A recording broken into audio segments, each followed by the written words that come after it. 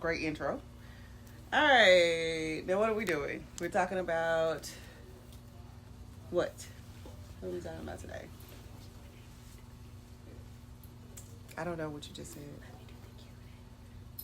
Oh, yeah, sure. How about y'all step? Go ahead.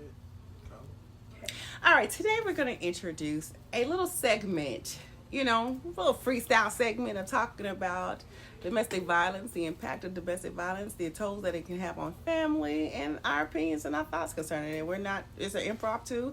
Ain't no one trying to be what do we call, TikTok star, YouTube star, a podcast star, but no, just have some conversations. They care not to be on the camera because they don't think they're their finest. However, they are here and present and got questions, and so pretty much a Q&A for me, and we're going to ask each other questions and go from there. All right, who is going to start this segment? Kyla. All right, so today we do have Kyla, my baby girl, and we do have Chocolate, aka Chocolate, better known, or also known, or pretty much his name is DeMarcus. Everybody's learning to find out about that name because we definitely know who's been calling that name out lately. So what questions do you have for me, DeMarcus? Or that you want to, discuss today? All right, as you think about that, I'll watch Penelope. You're going to edit this, right? Yes, I am definitely editing. Oh, so everything. Oh my gosh. All right, Chocolate, what question do you have? Okay, DeMarcus, what question Well, how about you go first then, Colin? do you have for me? Let me finish this one thing. Okay. My first question. What are your thoughts about this whole situation on him posting on Facebook? Try to act like he's the victim, but he's not. What's your whole situation? Like, how do you feel about it? Great question. All right, so my stance in regards to what he posts on Facebook. First of all, why are you taking to Facebook and discussing your ex-wife on Facebook in regards to, her new boyfriend, in regards to old situations for us, the marriage, post the marriage, and trying to be, insulting and putting people down, abusing them, harassing them, stalking them, because no one is really looking at him or going to find him. But some reason why after 5 years after the marriage, you're coming to find me. So what is your true purpose of posting this? Is it that you want to show everybody how frustrated you are that, you no longer have your marriage? You're showing that you're pretty much being weak. You're showing that you're still unhealed. You're showing that you're spiraling. You're showing that you have anger issues. You're immature. It's a lot of things that you can say in regards to you taking to, Facebook and attacking your ex-wife. Because if anything, if you were a real man, or if he was a real man, he will be protecting and making sure his kids are good more than anything else, versus trying to make sure I find my demise. Period. So I would wish he would be a little bit more mature in regards to handling, his frustrations. I am not the brunt of his frustrations. It's because I think he's inadequately produced in life. I think he's not in a place of life where he wants to be at. He's not happy where he is, because if you revert into old stuff and you were really supposed to be happy, you wouldn't do that if you were really happy. You definitely wouldn't talk about your ex and her new man. Because if they ain't studying you, why are you studying them? Because Lord knows, if I give not two F's about them or their situation. I'm not the one posting on their pages. They're posting on my pages. I'm not the one who's going, finding out more. I didn't even know Kedra existed. Who? Who are you? I thought it was a fake person on my page. Like, I thought it was Chris on a fake page reaching out to me, until I found out later, a couple of months later, it actually is a real person. I didn't care what he had going on, and still don't care what he got on. So I just wish he would just back up, fall, several feet, and leave me alone and let me be and, enjoy my new life. Like, go away. Other questions? Okay. Yes? How did you feel whenever Kai said he was going to live with Chris? Oh, that was absolutely preposterous to me. It was out of the question. I was not going to allow that to happen because Chris has not proven himself to ever be a viable parent for any of the children of all the years that he's ever been a parent. And if CPS has been a viable part in our lives when he was part of this house, I dare not put my son at risk. I would not put him in the hands of someone I know will abuse him later in life like he's done every last one of the children that were here. That includes CJ, that includes Vieira, that includes Micaiah, and he tried to start with that with Kai. Chris does not have a control of his anger, so I would dare not put him in harm's way. So, no, it was stupid. I was not allowing that to happen, ever, on my dead body. And I'm not dead. So, there's that. Next question. Are you ready? Yes, I'm ready. How has domestic violence has impacted your life from then to now? Ooh, let me see. How has domestic violence impacted my life? Number one, it does bring over trust issues. So, I've had someone that has been totally dishonest about everything when it comes to life. He never took ownership. So, with that being said, I have to work on my trust when it comes to people. And I have to see things in black and white in order to trust them. Right? So, I just can see through BS. If you don't produce it and you talk about it and you don't produce it, it's a no for me. If I see you angry or you don't know how to control your anger, it's a no for me. I just look at patterns and how you control or deal with people. And if I see those uncontrollable anger moments, not being able to sustain and have emotional intelligence, it's an absolutely no for me. I would definitely give you several feet. You don't have to worry about me. I would definitely give us distance. But, yeah. Yeah, but in all honesty, I seen domestic violence growing up, and I always swore that I would never allow that to be a part of my story, my life. And I today, realizing that it has been a part of my life, I am vowing to be the curse breaker over that. I want my children to see a healthy relationship, and so far you have been seeing that with Mr. DeMarcus over here, and that is my goal, to break that curse, reform your mindset and your thought process, and how to, what it takes to make a successful relationship. So, it's working. It took his patience, his kindness, his loving, his genuineness, honesty.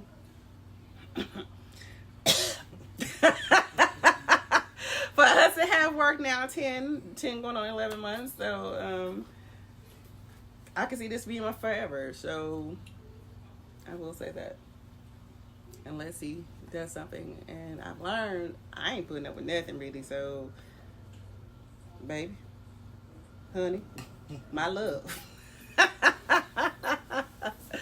Thank you for being who you are. Be here. How do you feel about Chris and how do you feel about Chris's family siding with you instead of him? Actually, at this moment, it does feel great to finally, for them to see the true light, because for the 20 years that we were together, Chris had filled their ears with a whole bunch of lies and deception and making me feel isolated and alone, feeling like I had to, fight this demon on my own. But now that they've finally seen the truth, when I broke those ties, no longer enabling, no longer covering up for him, no longer protecting him, his true self has been shown. It has come to the light, and now they've finally seen it. It feels liberating. It definitely feels liberating to finally let the truth be told.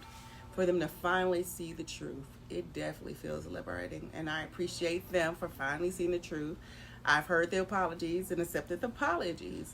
And I appreciate even the sister, when all this was coming out, the stuff that was going on, apologizing, and them re-embracing me even when I go to the funerals that I was invited to.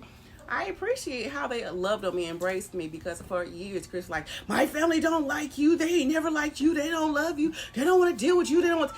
And I'm finding out all of that was a lie. Like, this man was mentally abusing me, physically abusing me, emotionally abusing me, trying to make me believe that no one wanted to deal with me, wanted to, didn't care about me, or, it was a way to isolate, that way he can have control over me. But the fight in me would never allow that, and I'm begging you, baby, don't ever let nobody have mental control over you to the capacity that you lose yourself. Period. Thankfully, I was strong enough that I did not lose myself, and I fought every step of the way. But once I realized I could do this by myself, it was the indication to go. When the police and the CPS was like, okay, we're not going to say we're going to take your kids, but if we keep getting these calls, it's a possibility. You got to learn how to, cut the poison or the cancers out the body. And he was the cancer. He was the poison. He was what was, tearing us all apart. So once we eliminated that, it was them but smooth sailing. You know what I mean? All right, next question. I think I already told you this question. What was it? What have you noticed about his family and the relationship with Chris? What have you noticed about? What have I noticed about the relationship between my ex and his family? Yeah. Pretty much, it's falling apart.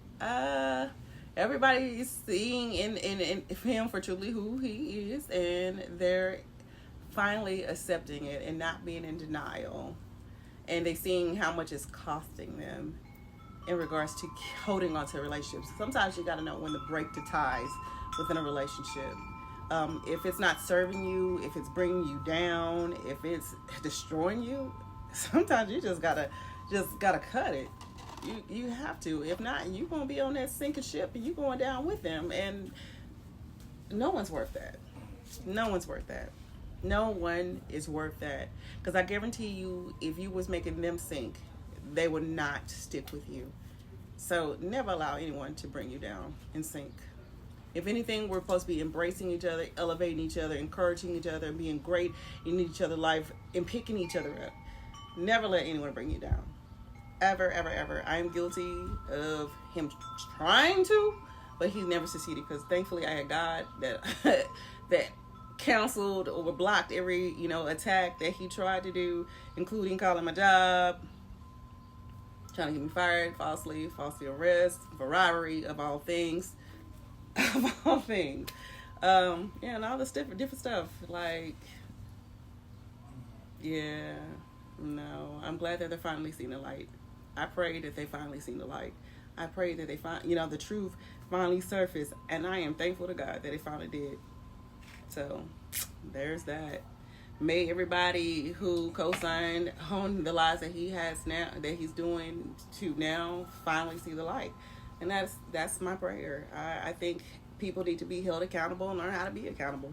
No more enabling. No more turning a blind eye. No more excusing. No more making an excuse for it. I am guilty of it. And I know that did not benefit me whatsoever. So no more excusing. No more, giving the benefit of the doubt, really, when they've already shown you their hand. When somebody show you who they are, believe them the very first time. Don't give them an opportunity to disrespect you again. Period. To that severity. Like, you cussing at my mom and all that other stuff, disrespecting my whole family, like he did on the internet yesterday. Sucked my D, told my mom that several years ago.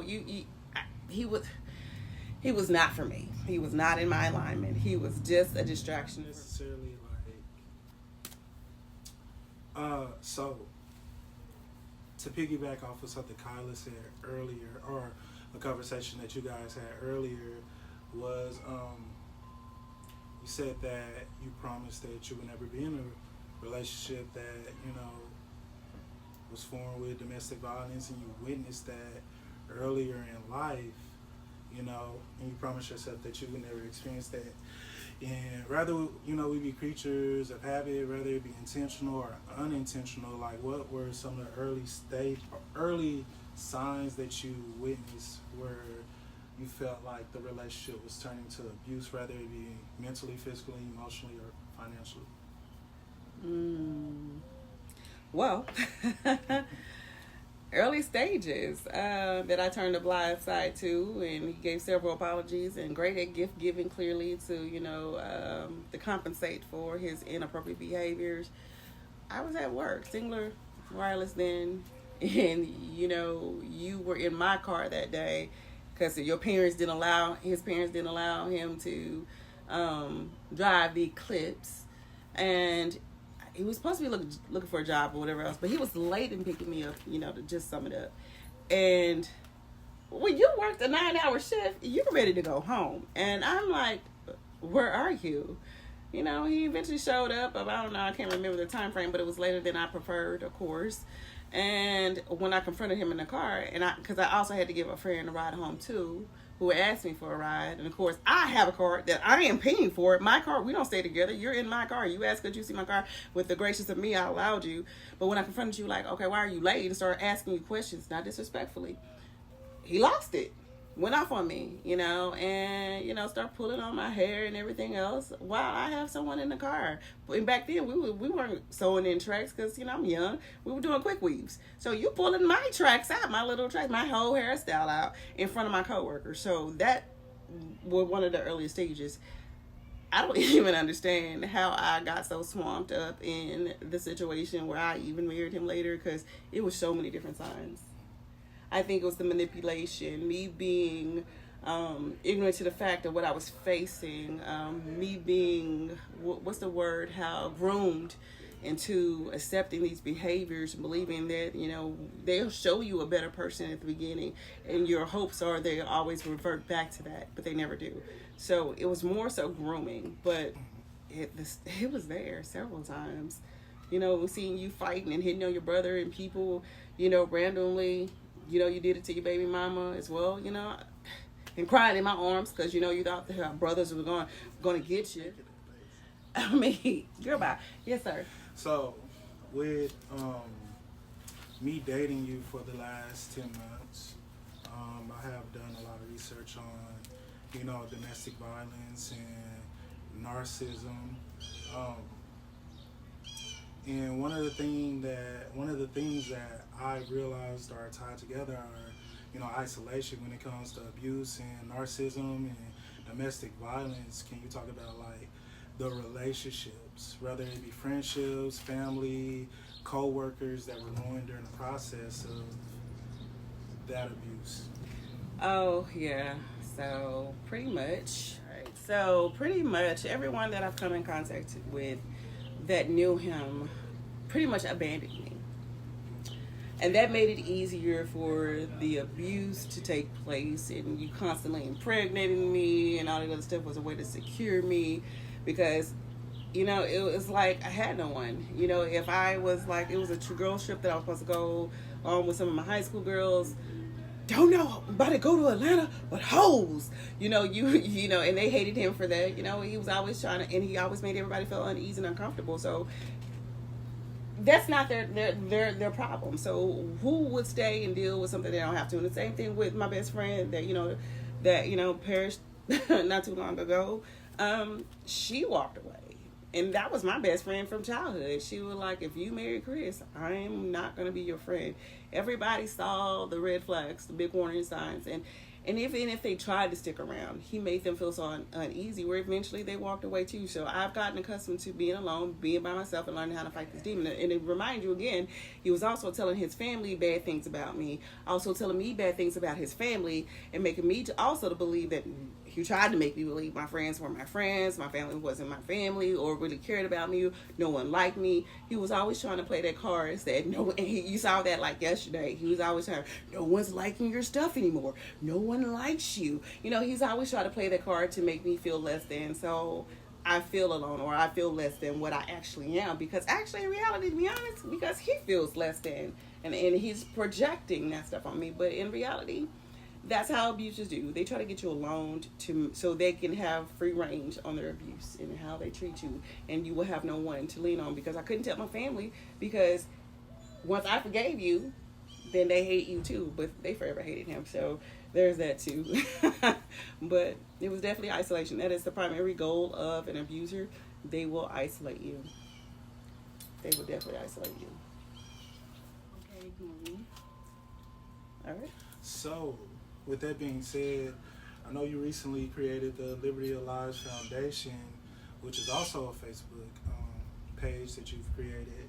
So the people who are dealing with like domestic violence and are going through, periods of isolation, what would be your advice to them? That is a great question. For those that are facing isolation right now, my goal is to, number one, be aware of what's happening to you, number one. Because the more that we know, the more that we can, combat and fight the issue and fight against our abusers, make sure you always have someone that knows what's going on, someone that you can honestly trust and talk to, and have them in your corner. Because when you're silently suffering, unfortunately, it gives them free range. And I've seen so many women and men die because they're suffering in silence. So don't be silent. Tell somebody. And thankfully, when I moved out here, even though I wasn't talking about it and saying it and being verbal with it, people could tell things were wrong. And I'm thankful that I had a workout buddy, friend, that worked at the top of CPS, that was getting aware, made aware of what was happening, because I'm pretty sure she saw my cases and my name, and coming up to me in camp like, why do you put up with this? Why are you putting up with this? You're so much better than this. You're smarter than this. And that made me want to cry right in the middle of our workout, like, why? But she was right. And everybody else that asked me that question that I was working out with, why am I putting up with this? I'm the breadwinner. I have created this possibility for our lifestyle. Why am I putting up with allowing you to isolate me, or try to have this mind control over me and abuse me when you're nothing yourself? So my goal is to make sure everybody's aware, know what's happening to you, and keep people in your pocket. Don't ever allow them to take people away from you. I regret that, allowing him to, cause me to lose people. I should have asked him a long time ago. Long time ago. Long time ago. All right. Next question. Okay, so my next question, since we're talking about isolation, is that, a lot of times, there are programs.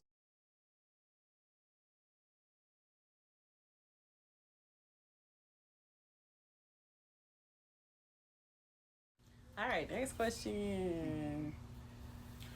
So this is kind of a part 2 to the initial question that I asked when it comes to isolation. So most of the time when people are dealing with domestic violence, they feel isolated, but there are programs in place like counseling, the police. Do you feel like you had that support during that time of isolation, or when you were reaching out for help? Or, do you feel like you were kind of like confined in this one spot? To be honest, I don't even think I was really aware of what was really happening to me to even want to reach out and ask for help. I think in hindsight is when I really started realizing what I was really facing and really dealing with. And after educating myself, and how the Bible talks about my people perish due to lack of knowledge, I had no idea what I was truly facing and what I was up against, and abuse, and what abusers do, because I had never researched on it. I had never read about it.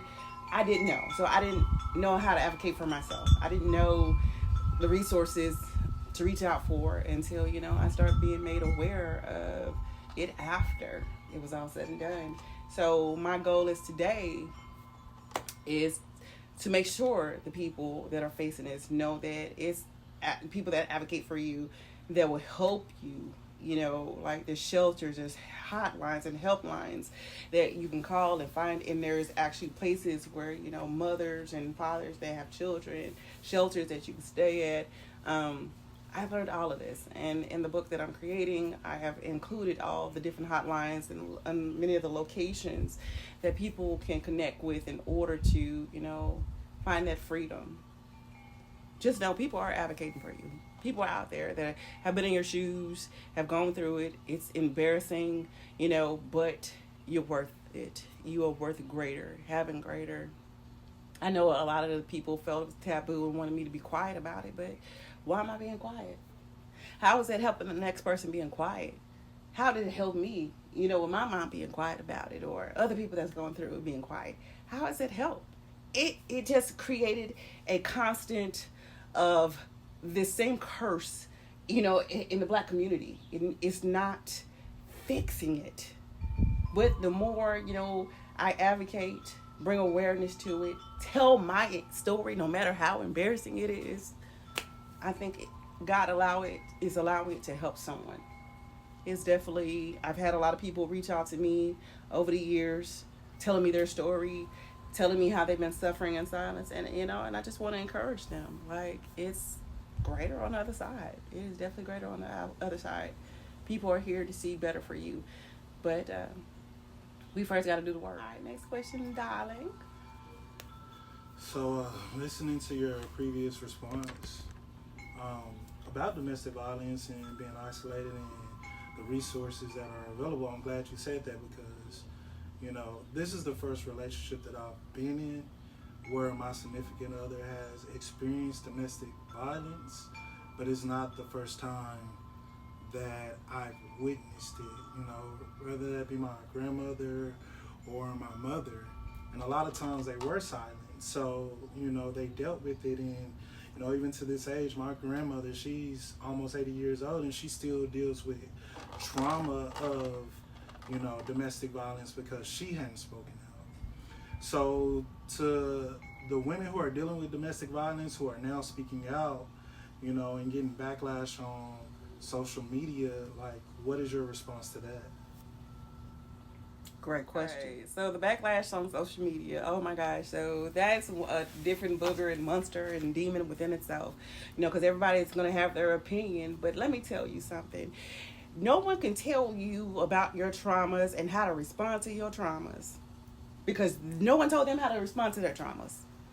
And allowing someone to make you feel less than and insignificant because you chose to speak out about something they feel is taboo, shame on them, because you're double dinging and victim.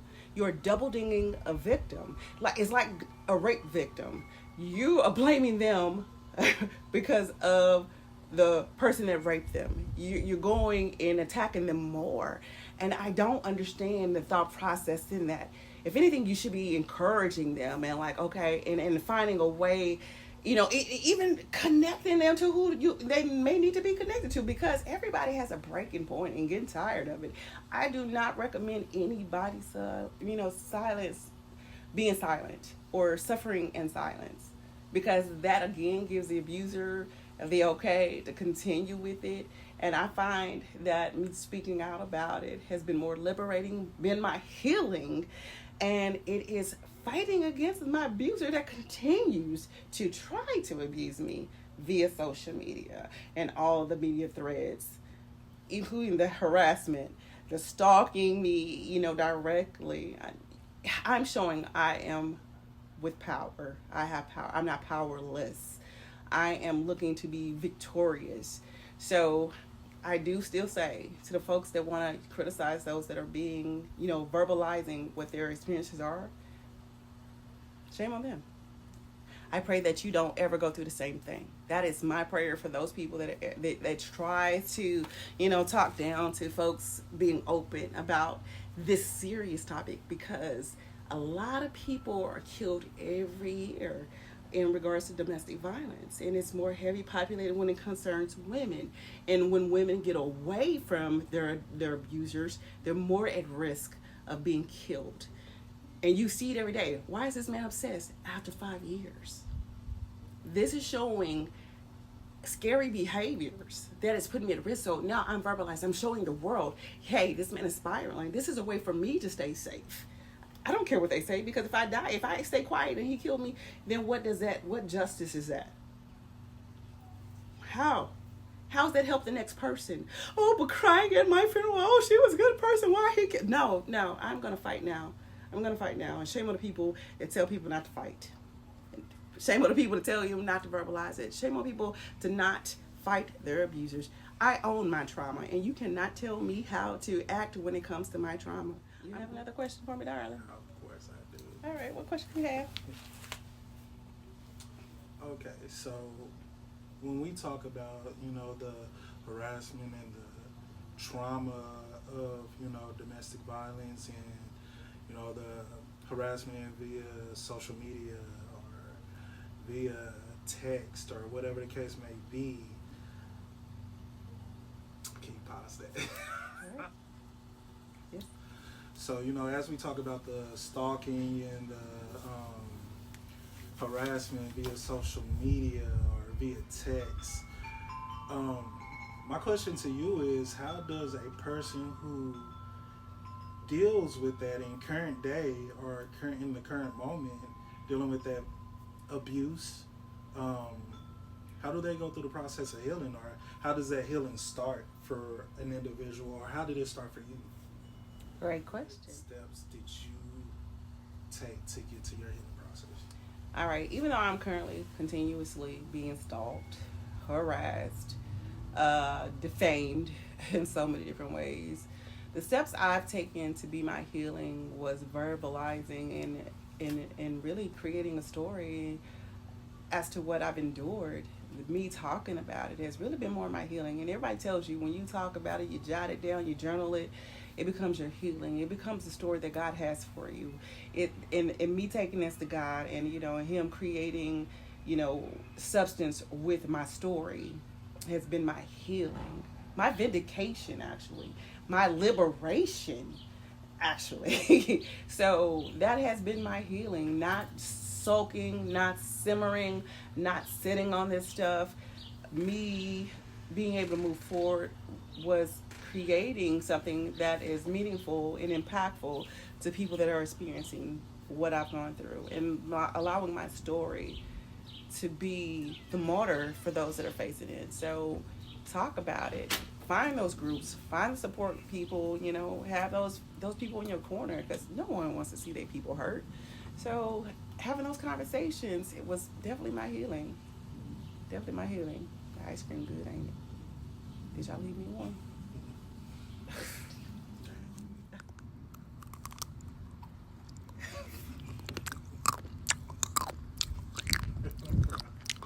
All right, what next question do you have for me? So my next question for you is that, most of the time when people go through domestic violence, it is, isolated. It is that individual who deals with it. But when it's inside the household and the family is also included in it, how do you guys deal with the healing of that trauma with the people who were also affected, like the children who live in the household? Great question. You know what? To be honest, it is a different beast when you have children involved in a domestic violence in a household. But it's not something that's not normal. This is actually pretty frequent, where you do have that abuser, and he does abuse or she abuse everybody in the house, and they're tormented. So how do they get hit or find their healing? Number one, as a parent, the one that is not the abuser, protect your children. I blame myself for the length of time that I stayed, but at the same time, we all have to face those questions. Can I afford to leave? How can I leave? Am I prepared to leave? We have to make sure that we have a strategy and a exit plan. And it may not always go as planned, but we have to start preparing ourselves to make that plan for us to leave and for our kids to start that new journey of healing. And I was able to do that, thankfully. And in the cases where you do get away, counseling. The school has definitely been an advocate for my children. And even there are people around, the parents around the neighborhood who are familiar with my story. And that's one thing about me being vocal. Everybody that's on my friend page or my Facebook pages or my other pages, they're aware of the abuse and stuff that me and the children, and they kind of advocate for us too. And like if they feel, I need a break, they'll come get the kids, or they'll have the kids over or whatever else, and they have done that. So, but as they get older, the kids kind of do their own thing. But that's where the healing is, having people in your corner supporting you, encouraging you, because you do go through that part of, where you, or what's the word, you're grieving in a sense the relationship, or like the kids have missed that other parent in place, and they had to go through the process of healing. And only with time, encouragement, and a safe environment, a healing environment, will they achieve that. And like I said, even counselors and school faculty have been a great person or people within that. And as far as my kids finding their healing, it's not easy, but it's definitely achievable. Whatever the will that you have is obtainable. If you want it, you can make it happen. So, yeah, with that, I guess, fight for your children. What other question you got for me, baby? Okay. Well, let's spice this up a little bit and turn it around a little bit. So, with you being in my life the past 10 months that we have dated, seeing seeing all that you've saw thus far in regards to the stalking, the harassment, what is really your viewpoints in regards to your new, enlightenment in regards to domestic violence and, all that? All right, can you share with us your thoughts in regards to it? So, me being in a relationship with you and experiencing the constant harassment that you've received over the last few months, I mean, damn near a year that we've been talking, it made me realize, how easy it is for people on the outside to kind of be dismissive of, like, or not really acknowledge some of the things that the abused go through. It's so easy to like scroll through Facebook and kind of see things and just continue to scroll when people are really like reaching out or asking for help. In my personal experience with you, it's unfortunate because when you have a good-hearted person who's really trying to move on and heal from abuse, and the abuser is consistently bringing drama and turmoil, it's like antagonizing. It's frustrating. Yeah. So that's one of the biggest things is I realized how easy it is for someone from the outside to easily kind of bypass some of the things that we might see on social media or we might see through random walks of life that really need more attention. If that answered the question. Perfectly. All right. Well, elaborate a little bit more for me as to your thoughts as to what do you see domestic violence or domestic, victims go through versus the stalking, the abuse, the constant. Yeah. So in this experience that while I've been with you, definitely seen the stalking online, the stalking in person, the constant threats through social media, even trying to put the kids against you in order to kind of gain leeway with them or some rapport with them, just to downplay your my greatness, clearly. Yeah, your accomplishments and the things that you've invested in the kid's life. And you would think that when when you separate from a relationship and y'all have been separated for years, that you go through your own healing process and you grow and you learn through things. But in this particular situation, it just seems like there's no growth, there's no healing, there's no anything. It's like regardless of the time frame that you guys have been separated, there's still friction there, there's still attacks, there's still harassment, and it kind of makes you wonder why, what is the reasoning for that. That's scary.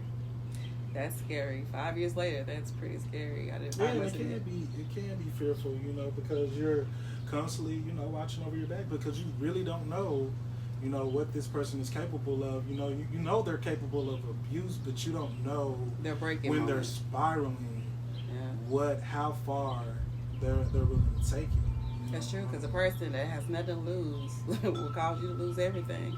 And right now, what do they really have other than So yeah, hopefully I've done my due diligence and being vocal. Hopefully I've done my due diligence and going to the police. Hopefully something stick. Like, I'm over it. I'm tired of it. I just want it to go away. Like, and most victims do. Like, I want to live my life free free of his clutches, free of his hands, free of his tyranny, free of his abuse, free of his harassment, free of his, all of this stuff he's doing online. Like, I just don't even understand. Like, how do you have, if you're happy, why are you investing so much time? And what other questions you have, baby? What question I have? Mm-hmm. Did I get you off guard a little bit? Yeah. Yeah.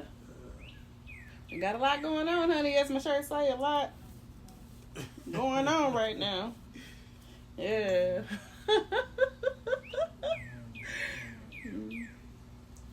I appreciate you taking the time to do this, so thank you. Yeah, no problem. Yes, baby. What do you say? So to the women who, blame themselves for the abuse, rather it be them sticking around too long or them not realizing that they were really experiencing abuse, because not all abuse is physical. What do you say to those people? That is a great question. Are we talking about the blaming or learning how not to blame yourself, pretty much? Yeah, how someone can, be the victim, but, Blame based themselves. upon, the experiences that they've gone through, they pretty much blame themselves for the abuse that they are receiving from their significant other. Okay, that's a great question. Right, I will say this, like, for forever, or not necessarily for forever, I did blame myself to a degree for sticking around in this, and not necessarily accepting, because I never accepted it, because I always fight back, and that's what he tried to post on media. Oh, but you say that, I'm the abuser, but you, honey, I'm a fight back. And that's the fight in me that's bringing awareness to is the fight. But I did blame myself, like, how was I stupid enough? And I had to learn not to do that, to fall into such a situation and fall prey to this person. And I'm smart, I'm intelligent. How did I? But it was the grooming and the manipulation and the lies and them not giving you a fair opportunity to make a conscious decision or a choice as to what you're going to put up with. They'll, if you say, hey, I'm going to leave, if you ever do this again, I'm going to leave, but no, baby, I will never do it again. And then they love bomb you, buy you all these gifts. They suppress what they do for a while, but it eventually comes back to the surface. It'll always come back to the surface. So if they show you who they are the first time, really, truly, truly, truly believe it. If they are willing to hit you the first time, that means they lack the control. Don't blame yourself for their inability to control themselves. Do not blame yourself for being, lied to and manipulated into staying, because I am guilty. If we had the proper choice or the opportunity to leave based off all truth, and they putting all their cards out on the table saying, hey, I am this abuser, hey, I am this asshole, and I'm going to be this for forever, everybody will believe that. But the fact they lie and manipulate you to come back and to reel you back in, and it becomes a vicious cycle of that. Never blame yourself, because you was never awarded the truth and a fair honesty to make a sound decision as to what's best for you, period, or your children. Like I said, my children have like, Mama, you chose to stay, and kind of blame me a little bit, but I was manipulated. It is more than just physical. It's emotional. It's all of that. It's verbal. It's all of that. So the love bombing is what kept me here. The gifts kept me, but until I realized it was a vicious cycle, and this is what was going to be my forever, and again with the little nudge of CPS and the police, I made the decision to walk away. And I did at first blame myself, but I had to learn to heal from that. Like, I cannot blame myself for their inability to be a sound person. I cannot blame myself for the inability for them to control their anger. I cannot blame myself for them for the inability to be, decent. They need the help. I didn't. What you having for me, darling? My love.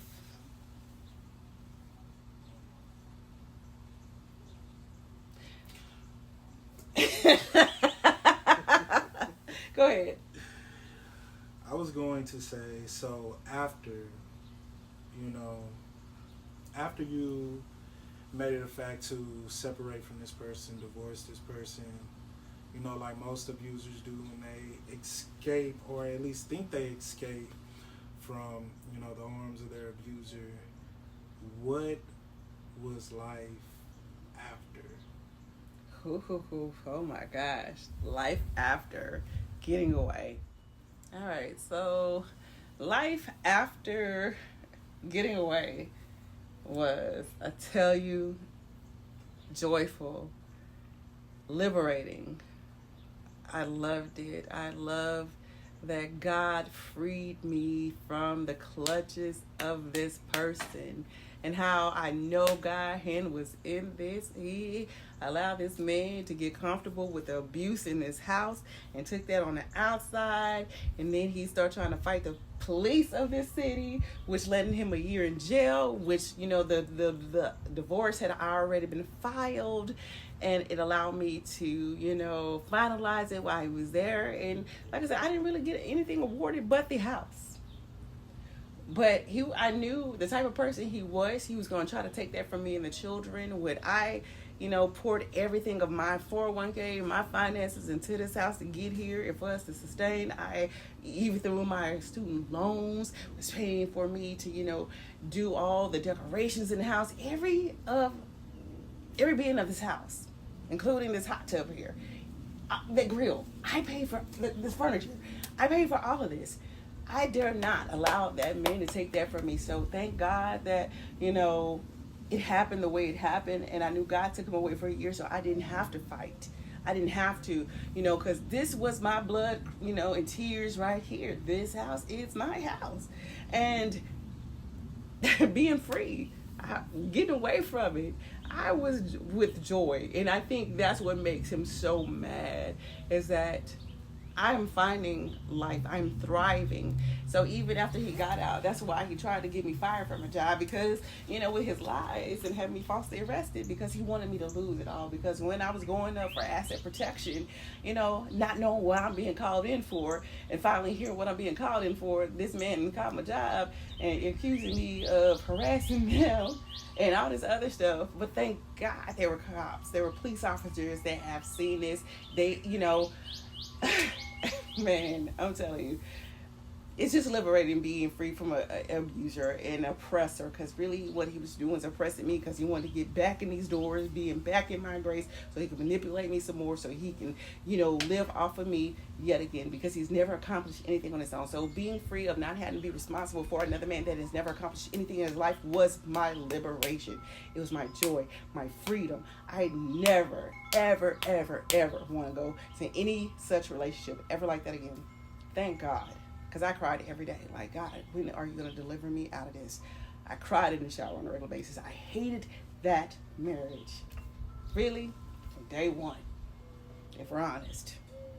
It was a strategic. We're going to go ahead and wrap this up, because I know we probably, you know, still a lot of your time. But I do want to say I appreciate both Kyla, who's now going in the house after eating her ice cream and playing with Penelope, and Mr. DeMarcus, a.k.a. Chocolate, for asking me these questions. And we're going to do this every single Sunday to bring awareness as to what domestic violence entails and other topics in regards to, you know, that. In a sense, we may change up a little bit, but who knows where God leads us. But this is our goal every Sunday. So stay tuned in the life of Stephanie Family Life. It may be cooking. I don't know. We may get in the kitchen and start toasting and cooking. I don't know. But this is part of my life, my reality. And I don't want anybody to ever feel like it's taboo to talk your truth. Never let anybody make you feel less than when you're being honest about your story. I really detest that when people try to hush you, making a victim silent. Never allow anybody to silence your voice. Be that martyr for the people. Help people heal. Never silence your story. God gave us all a story to help the next person. So until next time, bye.